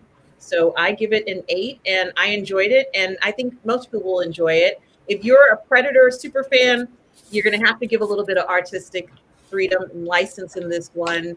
It may not hit all the marks there, but at least they tried to do something fun with this. So that's how I feel. And I just want to support what you said about the Dakota Beavers, because I saw him. I was literally on the second row, and my friend actually went up and took a picture with him, and he was so humble and gracious. He really doesn't know he's about to become a star. He doesn't understand it. And he exuded that very childlike innocence, which I appreciate. I hope he remains that guy in the next several years, because he's going to get work, and I'm going to cast him if I can. So. He's a little too skinny for me personally. I want to feed him. I really do. But his acting is amazing. So yeah, he is definitely on my radar, and should be on a lot of people's radar as as one definitely to watch for sure. So Fat Steven, your rating, and should people see this film? Give it a shot. Yes. We can't just say no, because everyone's personal preference is different, right? Unless it's like watching CNN, and then that is your own choice and your own funeral. But no, it drops on a 7 for me, because I didn't hate anything. There was nothing thrown in my face that was making me already turning me off. There was more cheese that I'm used to seeing in movies, because I think they were trying to deliver this as a B type of horror movie. That's what they were trying to. They were trying to do an 80s kind of cheese to it. That's why it wasn't overly thrown in your face, but they also respected the family values, the generation of the time it's supposed to take place, and they didn't do the bestest ever routine, and they didn't. It's not there, and that argument I will argue anyone on that, because it was a film. It wasn't the best. It wasn't the worst. But you're not going to feel like you got ripped off and you lost an hour and a half to almost 2 hours of your life. Give it a shot, because the only thing you're missing out is yourself. Yeah. All right.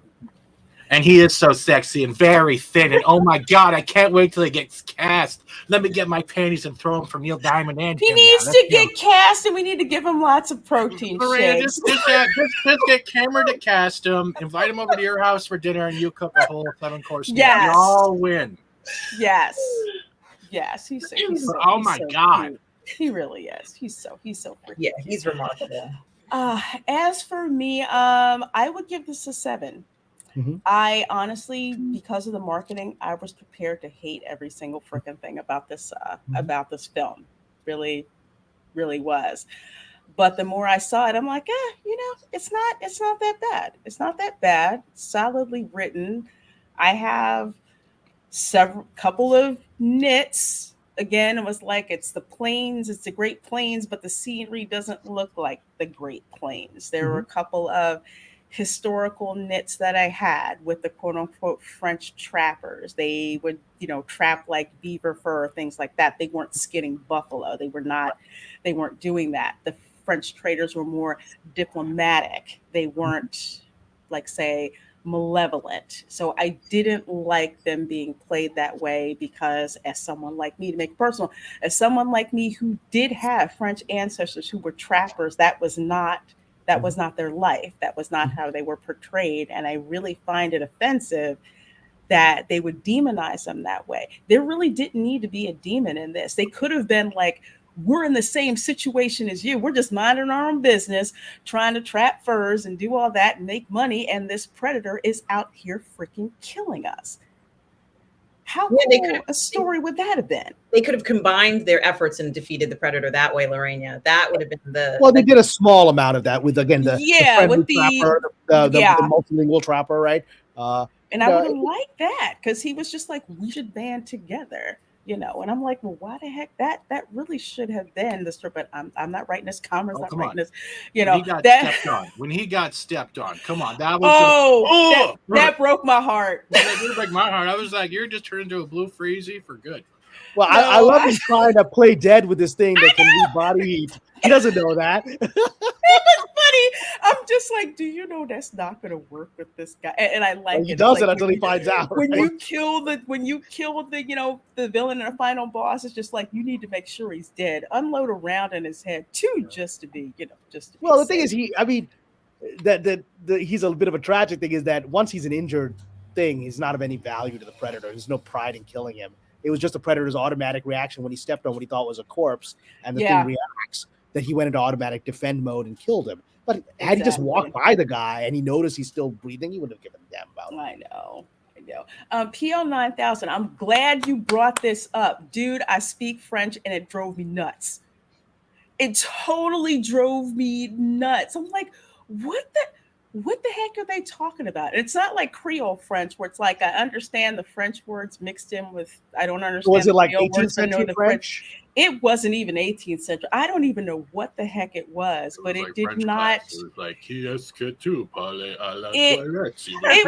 it was. If you speak French, it was hard on your ears. French is a very beautifully spoken language, and these. Well, they can't have these gruff trapper guys who are the kind of the villains. They couldn't even speak like Pirate Jean Lafitte French. No, they should have nailed it. Literally, they should have just got the French trappers to really just sound like Pepe the Pew, like mon chéri, we gonna kill that predator.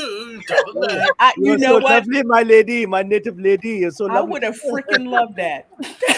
freaking love that.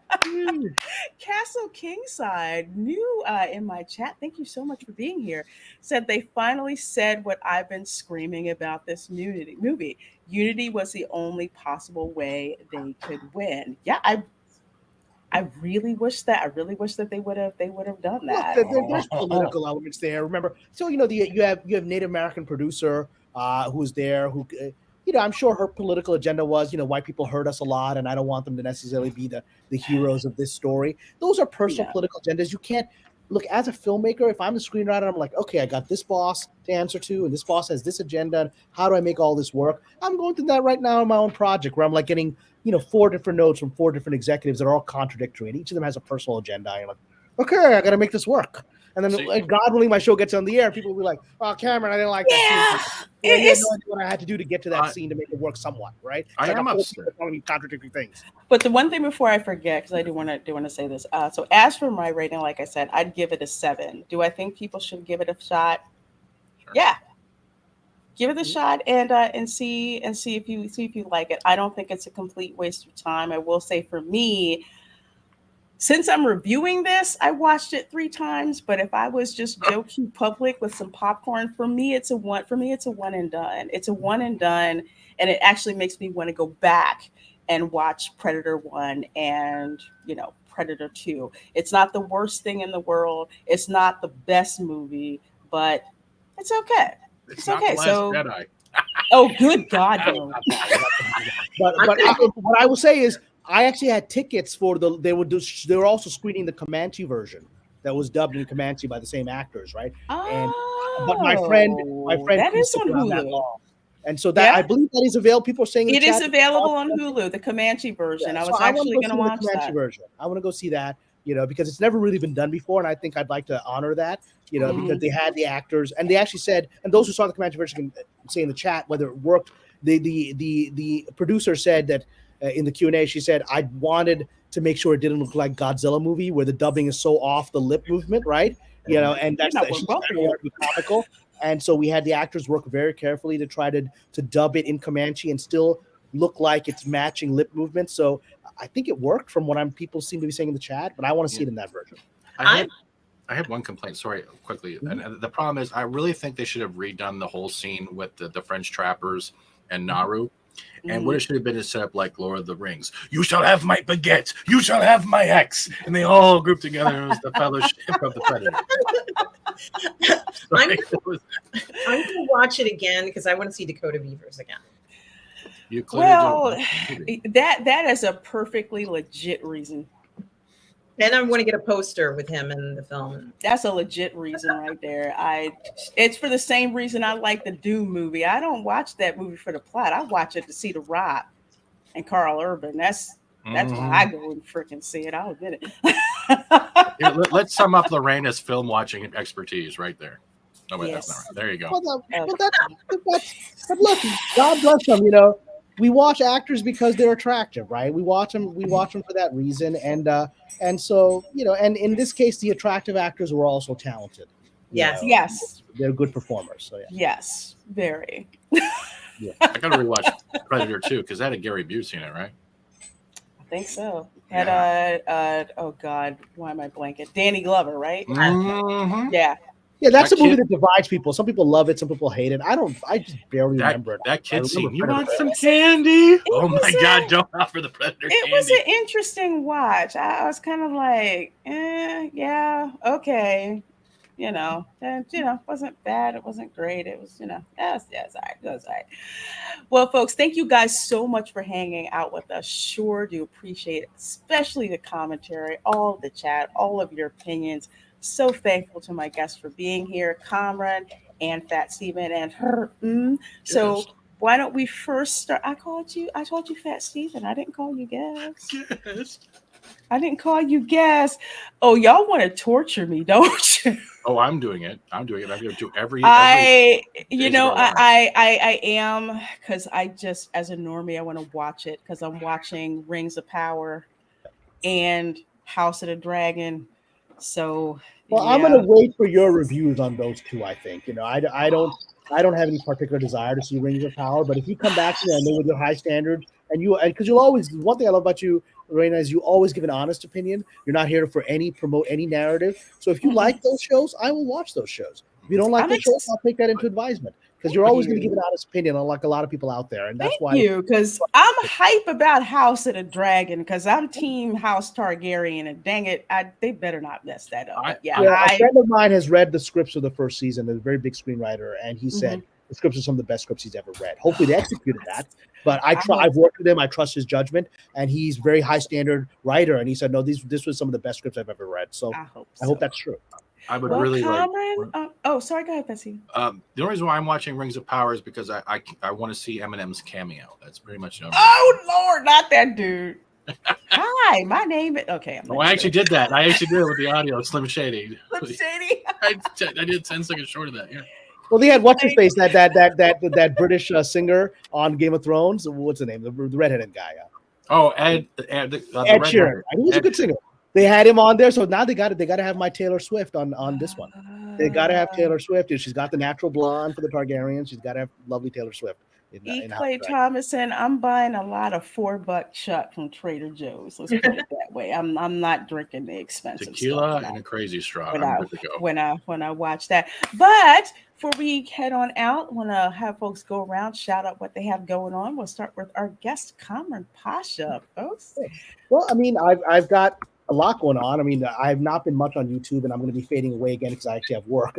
But I'm working right now on some pretty big projects that I hope to be able to announce. I think some of the people on this panel know what they are, and it's a process to get something on the air. This is the closest I've gotten to in my career to get something of this scale on the air. So I'm just trying to get over that hump, and hopefully I can talk about it on this channel in the near future. But yeah, so I'll be working on that. If anyone, I think I will throw out a plug for my Patreon, which is something I'm very proud of. It's evolved into something beyond just me posting like my opinions. It's a lively community of people sharing not just ideas but intel. As I mentioned, I've got now a bunch of Patreon members who happen to be Disney employees who are feeding me a lot of inside information that I didn't that I'm shocked to get. Like I'm getting they'll send me memos before we come out on deadline. I'm like, whoa, okay, so these really are Disney insiders, and so. If you want to come check out my Patreon, it's a great way to get my sort of industry perspective and this lively community that's providing information that I don't have.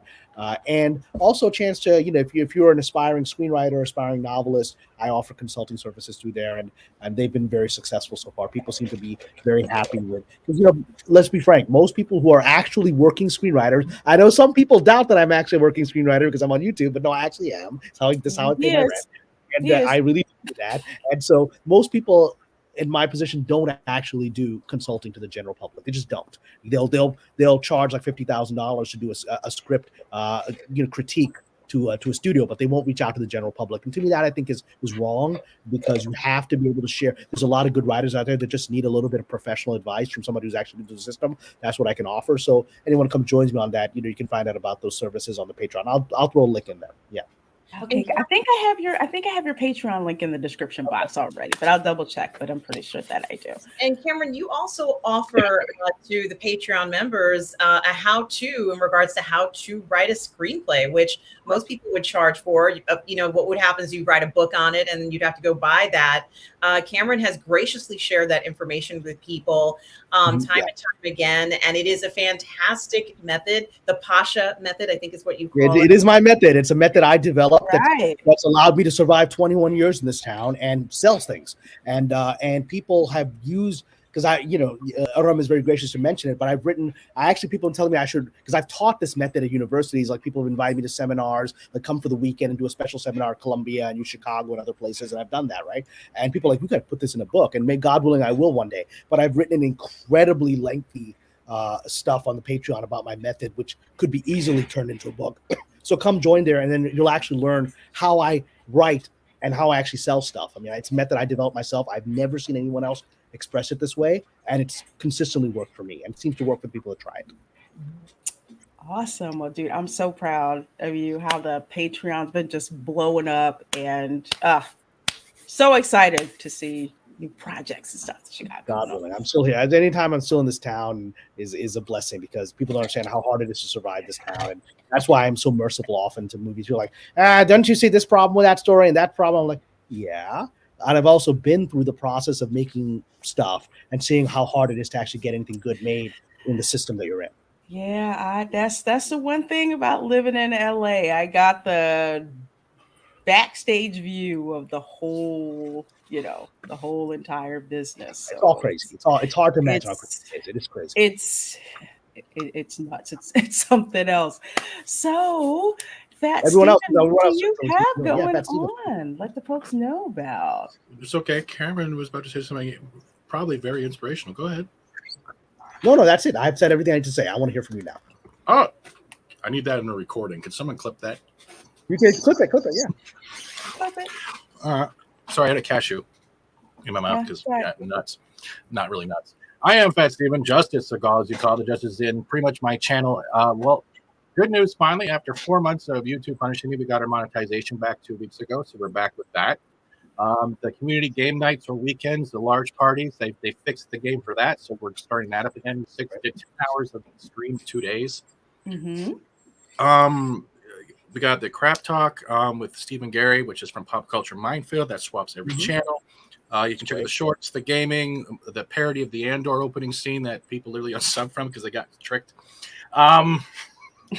You can find me on Pop Culture Mindful. You can find me with Reina on the 19th when the lunch table finally comes back. Yes, everyone goes back to calling me Dick instead of co-host. Other than that, I might pop in from here or there on other shows. Just send anybody if you want me to pop on a panel. And if you want to come by and just say hey to our chat and have a good time, it's pretty much gaming. I'm under a lot of embargoes because I'm testing a lot of new games. I had, I think Dan Dyack, creator of Blood Omen, Legacy of Kain, actually commented on my video because they're coming out with a new game and I'm waiting to hear more about it. So we're going to see a little bit of spiritual successor from Legacy of Kain coming in the future. Oh. If you like vampires and monsters. Yeah. That's Okay. it. Back to you, Lorraine, at the Hall of Justice. We got her. Next. Oh, my bad. Oh, my God. No. I just totally with her mansplained. gorgeous 80s earrings that I really want right now. Well, thank you so much for inviting me to this panel. It's been a wonderful evening. And as many of you know, I have a channel called Positive Fandom here on YouTube, as well as on Twitch and on Odyssey. On Wednesdays and Thursdays, sometimes you can find me on the 1/6 Scale Man Network, either on Say What or Uncivilized Scoundrels. On Thursdays at 5 o'clock, Lorraine and I stream on her Twitch channel for our Toxic Male Appreciation show. We're going to be reviewing, is it episode 4 of The Terminal List? Episode 4 of The Terminal List. Yes, starring Chris Pratt over on Amazon Prime. Yes, and on Friday afternoon at 12, you can find me on Midnight's Edge in the morning with Tom and Andre. Sometimes on the weekends, either Friday or Saturday night, you can find me streaming on the Post Geek Singularity with Robert Meyer Burnett on our show, Midnight Musings.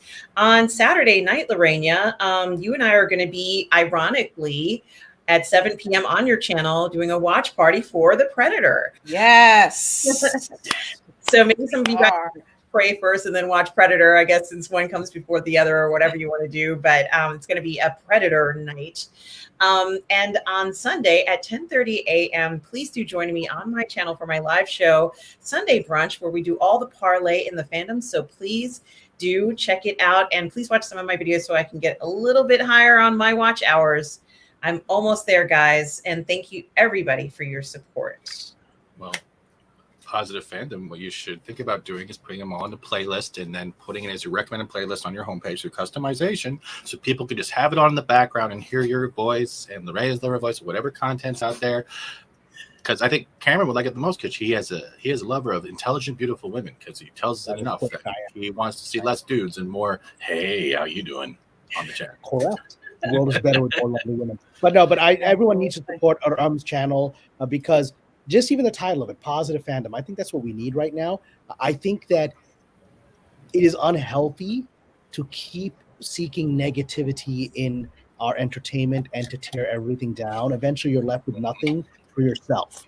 You're left with nothing to enjoy, and it becomes a cancerous thing where you can look back and once you run out of things to deconstruct and be unhappy about today, you're going to go back and watch Star Wars and The Predator and Terminator and Terminators and find flaws with that too, because it becomes this constant need to fill this black hole that you're creating. And so what is doing discussions with integrity, because that's all that matters. You don't have to like something. You don't have to like something, but you have to be able to give critique that's fair, that's constructive, and that's honest. And I think a lot of channels have left that, and that's why I think Lorena's channel is so important. So I think Autumn's channel is so important. So please, everyone, support them. Thank you. And I think I forgot to highlight Willie Woodward's super chat. I'm so sorry, my dear. I think I highlighted it, but I forgot to read it.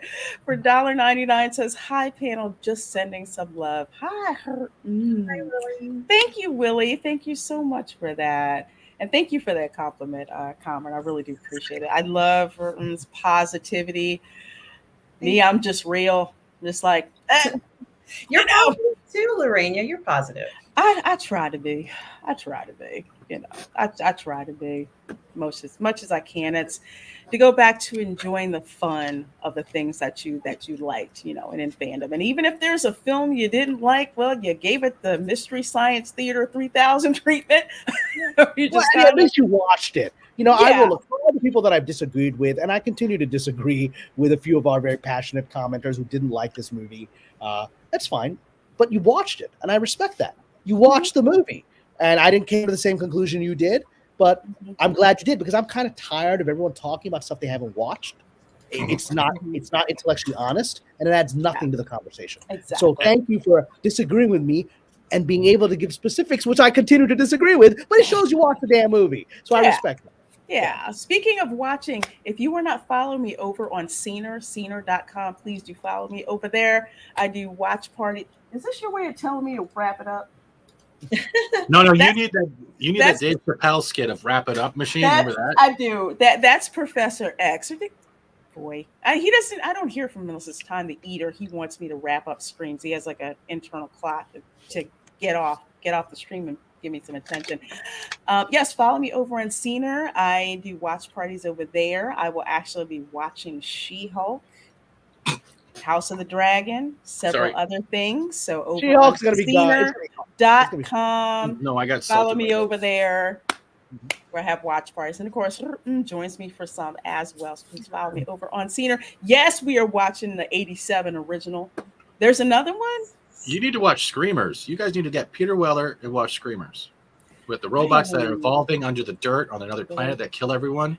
I haven't seen that one in a while. Thank you for that. Is that like the one that was a movie on Mars where they get to Mars? And there was that one line. You mean I gotta smoke this shit to go? Sorry, we're after an hour to keep the other shit from this planet out of my lungs. You're like, that's right. Oh yeah, I gotta laugh at this one. Oh my, Jessica Spano. Yes, I watched it only because I got to see Saved by the Bell. I loved Showgirls. Okay, I love Showgirls. I love show and girls. Push down. I love Showgirls. Anyway, let's see. Today's Tuesday. Wednesday, tomorrow, 8:30 p.m. Eastern on Drunk Prequel's Basement. The Dark Council will convene. So please do join us over there. The Dark Council. Give my love to all of them, and hopefully I'll be on with them sometime again. I surely will. We need to get you back on. You know I'll get you on the show. I'll get you. I think that would have been a great channel to have done an Elvis review on. We did a wonderful Elvis review on your channel, right? And on Tactical Masculinity. But I think those guys, if they haven't seen it, like some of them, I think had misperceptions of the film. So I would love to have that. Maybe we can still have that conversation. I think we still can, because when they heard my opinion of the film, they were kind of like, okay. Yeah, maybe there's something more to it than we thought. Maybe I will have to go and check it out. So it's still in the theaters. People are still watching, and they should watch it. It's my favorite film this year. So yeah, they should. So yeah, that's Drunk 3PO's Basement, the Dark Council. Come for some fun, laughs, pop culture news, and the way that only the Dark Council can give it to you, because we keep it real over there. Thursday, of course, actually 6, Toxic Male Appreciation Show over on Twitch with her. And we are doing the watch party of episode 4 of The Terminal List with Chris Platt. That series is freaking amazing. Enjoying it, loving everything that I'm seeing with it. Definitely not a dull moment watching that. So that's Thursday. Of course, Friday, I have my animated life. So I'm doing a watch party series with of Stone Ocean from JoJo's Bizarre Adventure. So we are on episodes 5 and 6 now, watching this really crazy anime. Can't believe I'm hooked on that. And Saturday at 9 a.m. Eastern, I will be streaming live from Disney Studios. We're going to be checking out what is new over in Galaxy's Edge. They're probably going to have some stuff for Andor, so we're going to go over there and check that out. And of course, Saturday night, 7 p.m. Eastern, watch party for Predator 1987. We'll be having a watch party for that. Join us over there via the Scener app. We'll be streaming here on YouTube, but you are going to need to have either subscription to Hulu to watch it in real time with us on Scener, or if you've got a physical copy, we will have a timer up so you can sync up with us as we enjoy yet another 80s film, because I freaking love 80s movies, especially 80s action movies. And we're coming back to them. I've said for some time that the 2020s would be a return to the 80s. I hope so. Seeker says RoboCop and Total. Yes, they do. I love those two. I can't wait for that game. Those two. I'm waiting for my physical copy of those two movies, so I'm waiting for those to come in. All right, folks. Well, thank you guys so much for joining us, and once again, thank you so much to all of my guests taking your time out to do the review of this movie, which I had no plans of doing until after I saw it and said, I can't be the only one. So definitely glad you're all here. So with that said, folks, we are going to roll out. Have an amazing, blessed night, and we will see you again soon. Boobies. Bye.